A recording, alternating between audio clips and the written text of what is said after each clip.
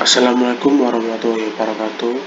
Perkenalkan, nama saya Yanuar Akbarisik, NIM 22.230.0143, Prodi Sistem Informasi. Di sini saya akan memberikan langkah-langkah untuk menguji atau mengetes kerentanan pada OS Ubuntu menggunakan tools Metasploit dan port SSH di Kali Linux. Tujuan tugas ini adalah untuk melengkapi tugas dari matkul keamanan sistem. Nah, sebelum menguji, pastikan network pada Kali Linux dan Ubuntu sudah diubah menjadi bridge adapter dari yang sebelumnya NAT. Ini juga yang Ubuntu diganti bridge adapter ya, dari yang sebelumnya NAT. Oke, selanjutnya jalankan Ubuntu dan Kali Linux-nya. Kita klik start. Tunggu ya sampai selesai.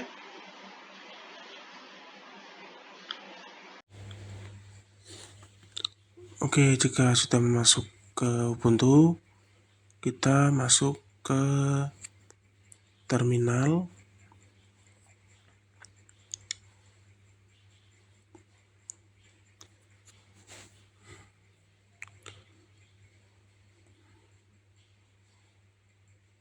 Kemudian kita jalankan perintah sudo apt install open ssh.server.y, enter. Kemudian masukkan password Ubuntunya, enter, lalu tunggu. Dan perintah ini digunakan untuk menginstal Open SSH Server di Ubuntu. Setelah instalasi seperti ini, layanan SSH memungkinkan komputer lain yaitu Kali Linux untuk terhubung ke server Ubuntu menggunakan terminal melalui port 22. Nah, karena di tutorial sebelumnya saya sudah menginstal, maka ini sudah terinstall ya. Kemudian jalankan perintah sudo systemctl status ssh, enter. Nah, kalau tulisannya running berarti ini sudah bisa dijalankan ya. Dan kita ipconfig, kita cek IP-nya. Nah, di sini IP address-nya yaitu 192.168.100.158. Setelah itu kita masuk ke Kali Linux. Kita ketikkan ssh basic at 192.168.100.158. Ini adalah mengambil username dan IP pada Ubuntu ya. Kemudian masukkan password Ubuntunya.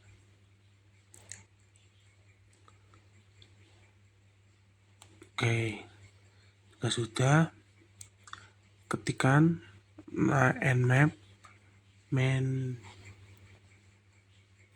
p 22 terus min sv besar, terus IP Ubuntu kita 192.168.100.158, enter. Nmap ini digunakan untuk mengecek apakah port SSH sudah terbuka apa belum.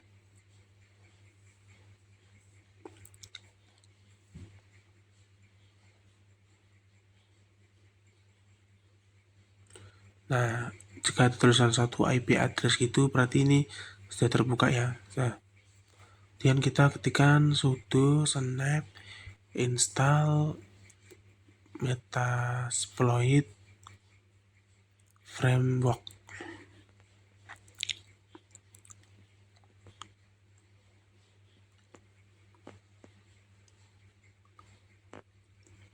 Ntar kita masukkan sandi Ubuntu kita.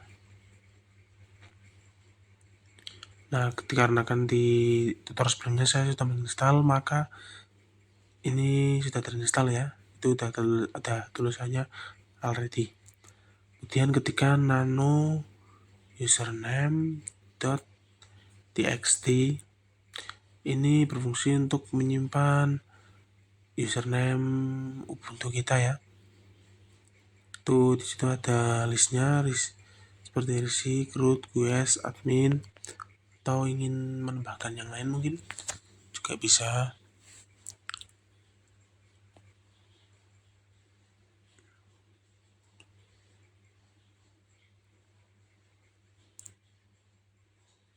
Oke, misal tambah apa? Nah, hapus. Oke, kita Ctrl X aja, Y, enter. Kemudian kita ketik nano password.txt. Ini juga untuk menyimpan sandi Ubuntu kita ya. Terus seperti itu ada 123 hello admin root happy. Tujuan pembuatan file ini agar waktu melakukan penyerangan tidak akan melooping ya. Oke, kita save aja udah. Kemudian kita ketikkan msf console untuk masuk ke Metasploit.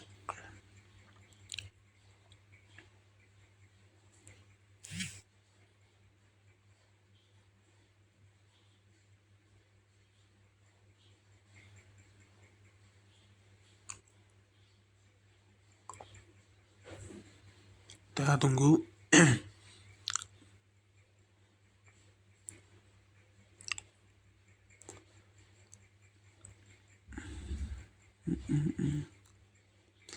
Nah, sekarang melakukan serangan brute force ya. Kita ketikkan use auxiliary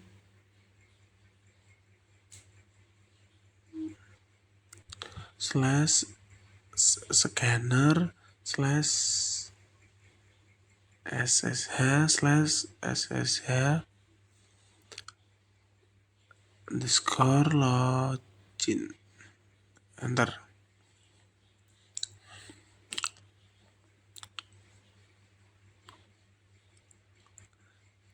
Nah, kemudian ketikkan set RHOTS spasi IP address Ubuntu kita 192.168.100.158. Enter.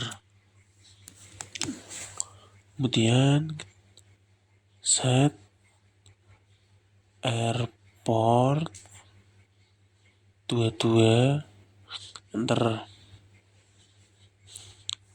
Kemudian set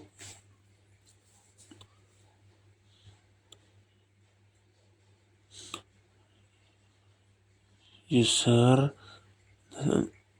score file spasi nama file kita yang tadi bikin ya, username.txt, enter.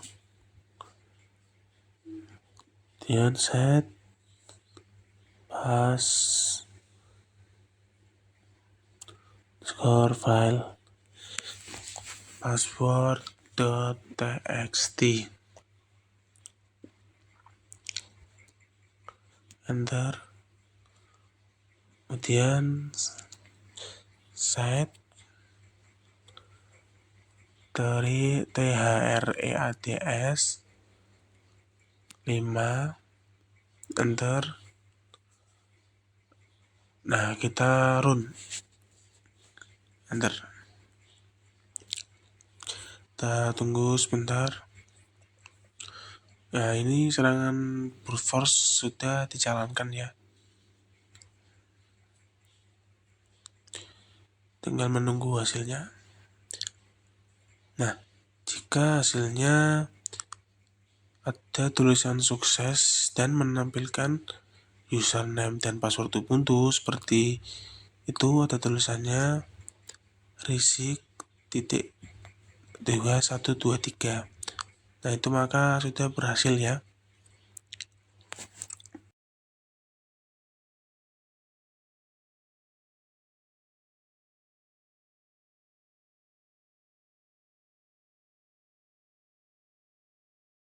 Oke, mungkin sekian dulu langkah-langkah dari saya.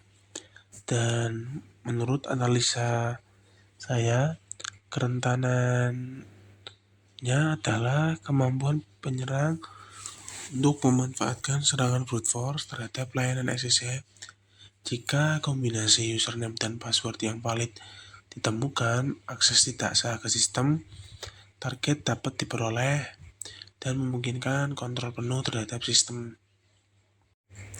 Dan penyebab kerentanan utamanya meliputi penggunaan kredensial yang lemah seperti username dan password yang default atau kombinasi yang mudah ditebak, serta kurangnya implementasi keamanan tambahan seperti pembatasan percobaan login atau pengujian akun setelah beberapa kali gagal login. Selain itu, exposure layanan SSH tanpa perlindungan seperti port terbuka tanpa konfigurasi firewall yang memadai juga menjadi faktor risiko.